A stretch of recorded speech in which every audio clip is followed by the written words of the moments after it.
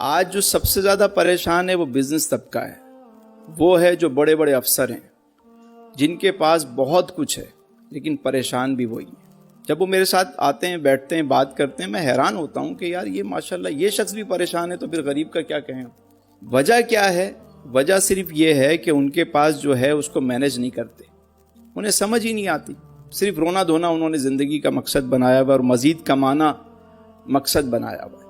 ایک شخص نے ایک واقعہ مجھے سنایا کہ ایک صاحب تھے، ان کی ایج تھی 65 سال، ریٹائرمنٹ کی لائف گزار رہے تھے، بچوں کی شادیاں کر دیں، سارے چلے گئے، خود اور مسز کے ساتھ دونوں رہتے تھے اپنے پرانے گھر میں، جس میں جو گھر تھا ان کا۔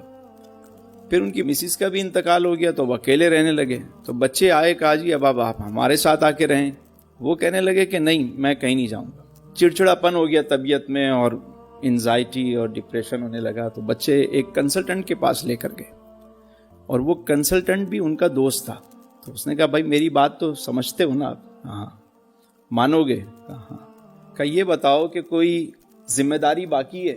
کہا نہیں جی کوئی ذمہ داری باقی نہیں۔ کہا اچھا یہ بتائیں کہ کوئی خواہش باقی ہے؟ کہا جی ایک خواہش ہے، کبھی میں سوچتا تھا کہ کسی 7 اسٹار ہوٹل میں، 5 اسٹار ہوٹل میں کوئی رات گزاروں، پر میں گزار نہیں پایا۔ انہوں نے پوچھا کہ کوئی پیسے ہیں؟ کہا نہیں جی پیسے بھی کوئی نہیں ہے میرے پاس۔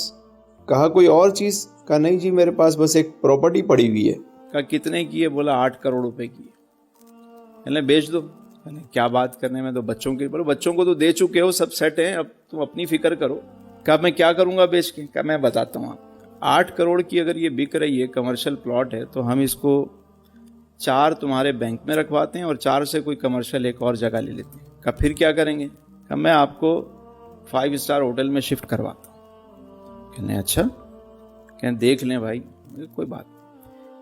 10,000 روپے پر ڈے پر ان کو لے گئے وہ۔ 6 مہینے کا کانٹریکٹ ہوا اور 5 اسٹار ہوٹل میں ان کو شفٹ کر دیا گیا۔ 4 کروڑ روپے ان کے جو ہے انہوں نے ڈالے بینک میں، اور 4 کی کوئی سے پراپرٹی لے لی، دکان وغیرہ لے لی کمرشل۔ اب 10,000 روپے کے حساب سے مہینے کے 3 لاکھ روپے وہ پے کر رہے، ٹھیک ہے، سال کے کتنے ہو گئے؟ 36 لاکھ روپے۔ بابا جی کی عمر تھی 65 سال۔ انہوں نے کیا کیا، 6 مہینے کراچی میں، 6 مہینے لاہور میں، 6 مہینے بھوربن میں، جہاں کا موسم اچھا ہو وہاں چلے گئے، اور طے یہ پایا کہ بھائی بابا جی جو ہیں وہ ہوٹل کی جکوزی، سوانا، جم، ساری چیزیں، ساری فیسلٹیز استعمال کریں گے۔ شوز ان کو پالش کیے ہوئے ملیں گے، کپڑے جو ہے وہ دھلے ہوئے ملیں گے، 3 ٹائم کھانا بہترین ملے گا۔ وہ تو مہینہ 2 مہینہ گزرا کہ وہ بابا جی کا رنگ روپ ہی چینج ہو گیا، وہ تو دوبارہ جوان ہو گئے۔ اب اور ہوٹل کی گاڑی استعمال کرتے، کہیں آنا جانا ہوتا، نیچے ہوٹل میں روزانہ 5 اسٹار ہوٹل تھا، روز وہاں پہ ورکشاپ ہوتی، کوئی نہ کوئی سیمینار ہوتا، وہ اس کو اٹینڈ کرتے، ان کی لرننگ ہو رہی ہوتی۔ بابا جی دن بہ دن جوان ہونے لگے بھائی، صحت مند، فٹ، روز جم کر رہے ہیں، سوئمنگ کر رہے ہیں، وہ تو نئے نئے لوگوں سے مل رہے ہیں، لرننگ ہو رہی ہے، سیکھ رہے ہیں، اسٹائل چینج ہو گیا ان کے۔ تو وہ مزید جو ہے وہ تقریباً 7.5 سال زندہ رہے بابا جی، اور وہ 5 اسٹار ہوٹل میں رہتے تھے۔ 65 اور 72 72.5 سال کی عمر میں ان کا انتقال ہوا۔ جب وہ ان کا انتقال ہوا تو ان کے اکاؤنٹ میں اس وقت بھی تقریباً 1 کروڑ کے قریب پیسے پڑے ہوئے تھے، اور جو پراپرٹی انہوں نے جو ہے وہ 4 کروڑ میں خریدی تھی، اس کی قیمت 8 کروڑ ہو چکی تھی۔ سمجھ رہے ہیں؟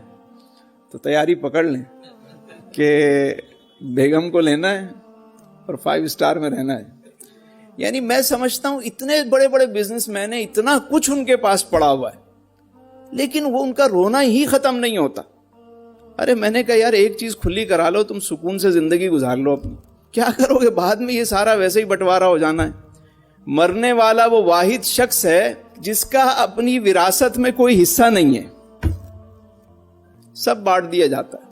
کتنا ہے بد نصیب ظفر دفن کے لیے، 2 گز زمیں بھی نہ ملی کوئے یار میں، عمر دراز مانگ کے لائے تھے 4 دن، 2 آرزو میں کٹ گئے 2 انتظار۔